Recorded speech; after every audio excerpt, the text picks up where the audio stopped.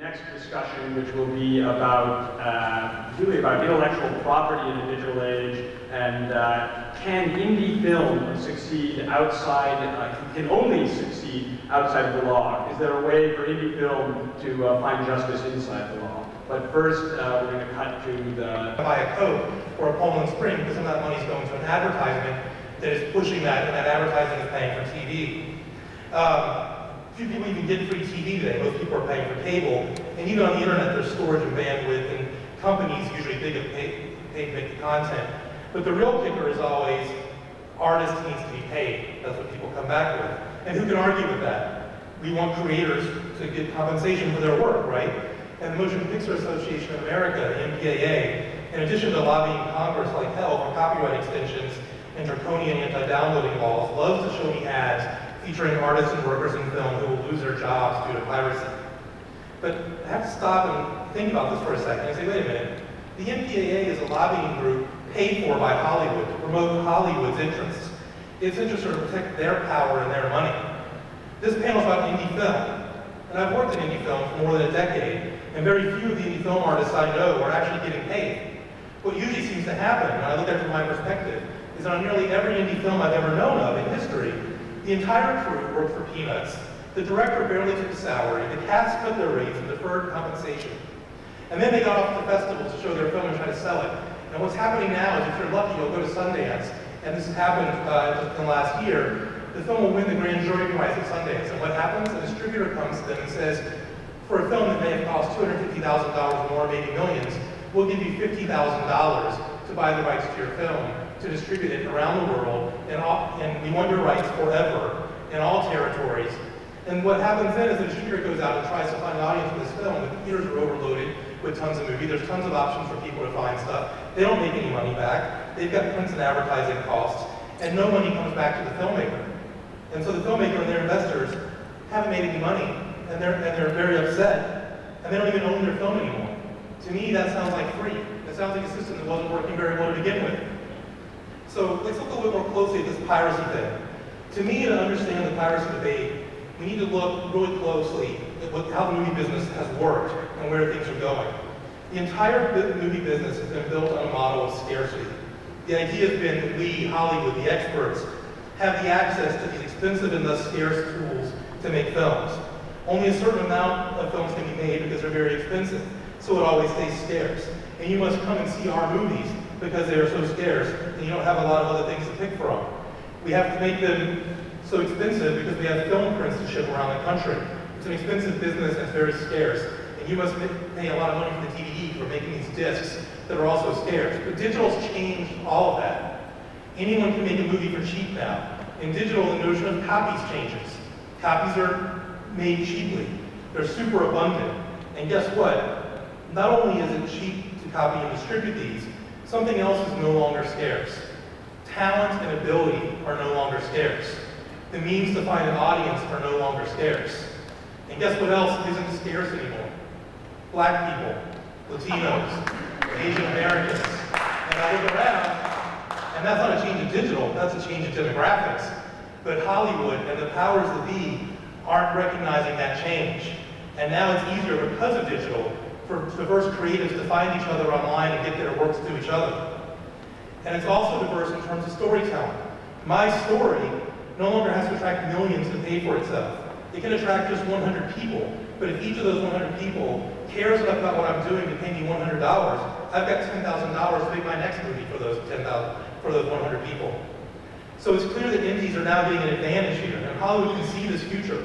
It's diverse, it's not mediated by them, it's much cheaper, content is super abundant, and their profit margins are disappearing. The threat of piracy isn't about copyright. It's not about anything they want you to think it's about. It's about control. It's about power and who controls what. And power needs scarcity and it needs control. And the way that power continues to control power is to use the law. And that's what power, Hollywood and the MPAA, is using to stop the floodgates of content from overrunning their scarce model. And that's what the League of Noble Peers realized and what they're pushing for. They realized that anyone can make a movie now, and that this content could be shared, that the power wasn't with the MPAA in Hollywood. They realized if peer-to-peer, there was no cost of storage, and they could literally change the world. So they made these movies, steal this film, and steal this film too. I'm not a member of the League of Noble Peers, so I can't speak completely on their behalf, but I know a little bit about it, having been on some panels with them. They made their film, and they decided they wanted to support this idea of piracy, so they gave away their film online for free. And millions of people watched. They put it on every pirate network simultaneously, and the last estimate, 5 million people saw their film. That's astronomically more people than ever see most films that premiere at Sundance and then go out and play at the Angelica and get put out on VOD. Then they decided, and they were giving away for free. They didn't even want anyone to give them money, but later on they said, well, we might as well ask for some donations. So they put up a thing and said, if you like what we're doing, send us a donation online. This was after the movie had already been out for months. And a lot of people started to, and they actually made, last count, about 40,000 pounds, which is about 60,000 US dollars. They actually made more money than they probably would have selling it to a distributor by giving away for free and asking for donations. So, and how many indie filmmakers are really making more than that today? Not many. Now they're developing a project called Voto, and the idea is really simple. On a regular basis, every pirate site will feature the same independent film on their homepage for download at the same time. Tens of millions of people visit these pirate sites every single day. So that's a vast potential audience that's going to be watching these films. And what they built was a very simple button that gets put next to each film that allows people to voluntarily donate or voto for that film. And if they like what the filmmaker's doing, they can donate directly to the filmmaker. If you go to any middleman, it goes directly to them. And being privacy advocates as well as piracy advocates is completely anonymous. The potential upside of this is vast. So what I would argue is, and this is something that's being done by a bunch of volunteer filmmakers for free, and they're completely revolutionizing it. They've realized that the internet now allows people to connect directly to their fans. And if they give them a reason, the fans will support them directly. If we look quickly at music, the industry has been decimated by the effects of digital, but companies are finding new models. I mean, you see things out there like what they call 360 deals, where indie labels, where record labels, usually not indie, are taking the profits from all aspects of the artist career. So it's not just the music. They realize people will pay to go to concerts, they'll pay for the signed autograph, they'll pay for the t-shirts. So there's not these 360 deals to cover every aspect of it. But independent artists, like Jill Sobel or the cellist Zoe Keating, are getting their fans to pay for them directly. Zoe Keating has built up a following of over 1 million followers on Twitter. And she asks them, if you like my music, send me a donation so I can make my music. And she raises thousands of dollars to make her music and get it out there. And now filmmakers are realizing they can do some of the same things.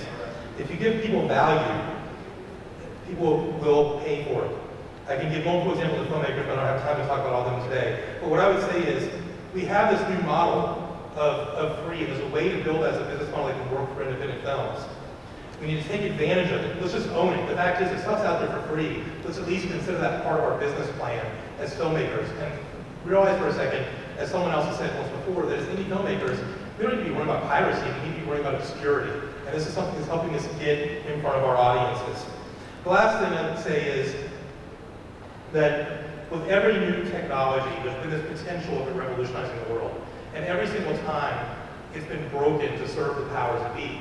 So why should we support these people who are saying we should break piracy? Why break the system that potentially could be revolutionary for independent filmmakers for something that sucks? We've got something that doesn't suck now. So let's not let the powers that be take control of it and make it suck more. I personally don't care if every media company fails. I care that filmmakers can make their films and get it to their audience and make just enough to live on. I don't care if all the companies have to go away because artists can do that themselves. By giving the audiences value, they'll pay or they'll fund it. It may be smaller, it may be more indie. And if the MPAA continues to have its way, it may stay outside the law, but maybe that's the way it should be.